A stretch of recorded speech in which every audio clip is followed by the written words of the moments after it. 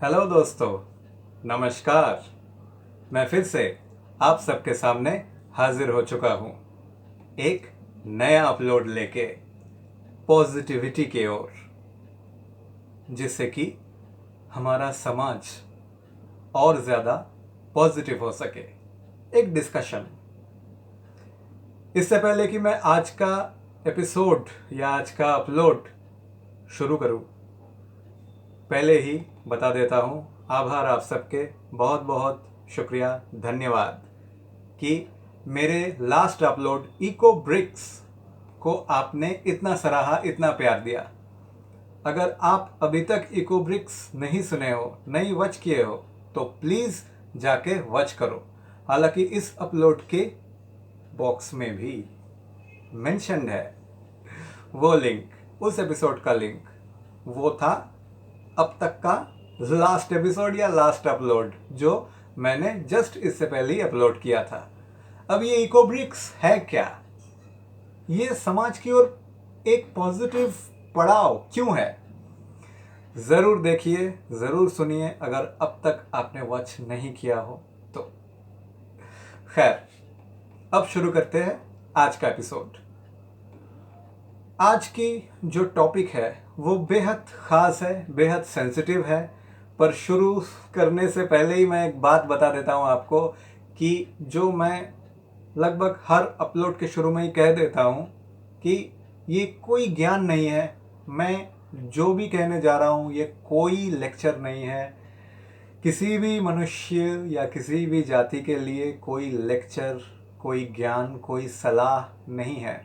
बल्कि मैं तो हर एक टॉपिक आप सबसे डिस्कस करना चाहता हूँ, आप सबसे डिस्कस करके ये समझना चाहता हूँ कि क्या ये हो सकता है, क्या ये सही है, क्या ये पॉसिबल है। तो आज का टॉपिक है एडुकेशन के लिए पेरेंट्स बच्चों पर जो प्रेशर डाल देते हैं उसके ऊपर। जी हाँ, बहुत सेंसिटिव इशू है, पर मैं ये बताना चाहूँगा कि ये एक बेहद ज़रूरी मुद्दा है जो समाज को, हमारे समाज को कहीं ना कहीं नेगेटिविटी के ओर लिए जा रहा है। मैं पहले ही आपको बता देता हूँ कुछ इन्फॉर्मेशन जो शायद हमें पता है या शायद हमें नहीं पता है। 2020 के कोविड लॉकडाउन के दौरान कई प्रदेशों में या इंडिया के बाहर भी बात करें, बहुत कुछ हो चुका है।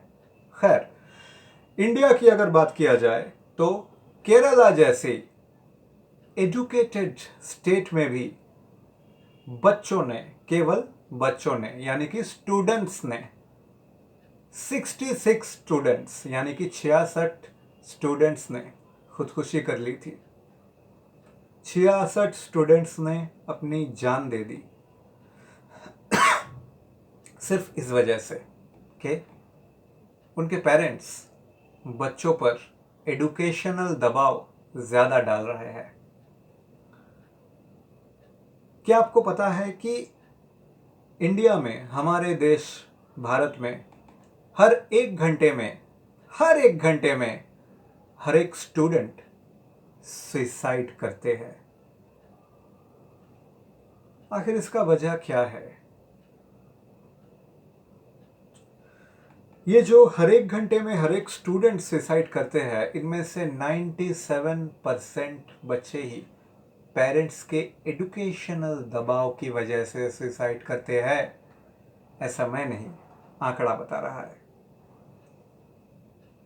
मेरे ख्याल से ये टाइम आ चुका है कि पेरेंट्स को भी कहीं ना कहीं समझना चाहिए बहुत सारे चीज़ों के बारे में। अगर देखा जाए तो आपको बच्चों को समझना चाहिए। हर एक बच्चा एक जैसा तो नहीं हो सकता है। मानिए, पॉइंट नंबर 1, कई पेरेंट्स होता है वो खुद ही ज़्यादा उसके अंदर पेशेंस नहीं होता है, इम्पेशेंट होते हैं। नतीजा, स्टूडेंट्स को यानी कि अपने बच्चों को पढ़ाई क्यों नहीं कर रहा है, मार पिटाई शुरू हो जाता है, हाथ उठ जाते हैं। बातों बातों में ये हाथ उठने का सिलसिला आगे चल के आपके बच्चों को कहाँ ले जाएगा ये आप सोच भी नहीं सकते हो। कभी कभार डांटना ज़रूरी है भाई, बिल्कुल ज़रूरी है, बिल्कुल डांटोगे, डांटना चाहिए। पर हाथ उठाने से पहले एक बार ज़रूर सोच लेना कि क्या मारना ज़रूरी है। मैंने खुद ऐसे पेरेंट्स देखे हैं तो बात बात पे हाथ उठाते रहते हैं। अब बच्चा है, शरारत तो करेगा ही। मैं नज़रअंदाज करने के लिए नहीं कह रहा हूँ भाई, नज़रअंदाज नहीं करना है, उसे समझाना है, चाहे वो अच्छी तरह समझे या डांट के समझे। पर हाथ उठाने से पहले ज़रूर सोचना चाहिए कि वो आखिर क्यों पढ़ाई लिखाई नहीं कर रहा है, या क्या है, वो क्या चाहता है, पढ़ाई लिखाई ना करने के पीछे रीज़न क्या है। क्या वो थोड़ा लेट सब कुछ समझता है, क्या मेमोरी उतना ज़्यादा शार्प नहीं है कि सब कुछ इकट्ठा याद रख पाए। तो उसको, उस बच्चे को उसके हिसाब से आपको समझाना है। जैसे कि पॉइंट नंबर 2, कई पेरेंट्स ऐसे हैं कि खुलेआम रिलेटिव्स के सामने या अड़ोस पड़ोस की कोई आ गया चाय पीने, उनके सामने अपनी बच्चों की बुराई करते फिरते हैं और एकदम कहते हैं कि ये तो कुछ नहीं करता, ये नकारा है, ये वो कुल मिला के मेरा बच्चा जो है वो एक नंबर का बेकार बच्चा है। ऐसा ना करें, क्योंकि ये उन बच्चों की मनोबल में एक चीड़ पैदा कर देता है।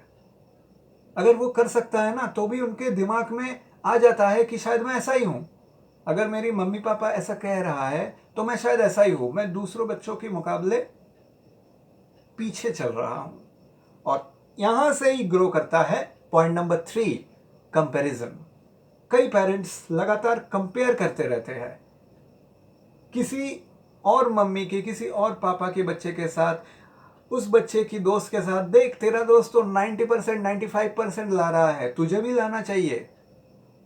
अरे तेरे पीछे भी हम पैसे खर्चा कर रहे हैं, तू अच्छा रिजल्ट क्यों नहीं कर पा रहा है। आपको समझना चाहिए कि अच्छा रिजल्ट ना करने की कई सारी वजह होता है। अब हर एक स्टूडेंट 90% 95% तो नहीं ला सकता है, ऐसा पॉसिबल ही नहीं है। फिर तो कोई फेल ना करता, फिर तो कोई बुरा रिजल्ट ही ना करता। 80% के नीचे तो कभी कोई बात ही नहीं होती। ऐसा नहीं होता है, आपको समझना चाहिए और कंपेयर तो बिल्कुल ना करना चाहिए। उनके हालात अलग है। आप जिस बच्चे के साथ कंपेयर कर रहे हो, उस बच्चे के पास कई ज़्यादा पॉइंट्स हो सकता है पॉजिटिविटी के, कई सारे एडवांटेजेस हो सकता है जो शायद आपके बच्चों के लिए आप नहीं दे पा रहे हो, या उनके एनवायरनमेंट नहीं दे पा रहा है। ऐसा हो सकता है क्योंकि हर एक बच्चे को हर एक सहूलियत नहीं मिल सकता है। तो ये आपको समझना चाहिए कि वो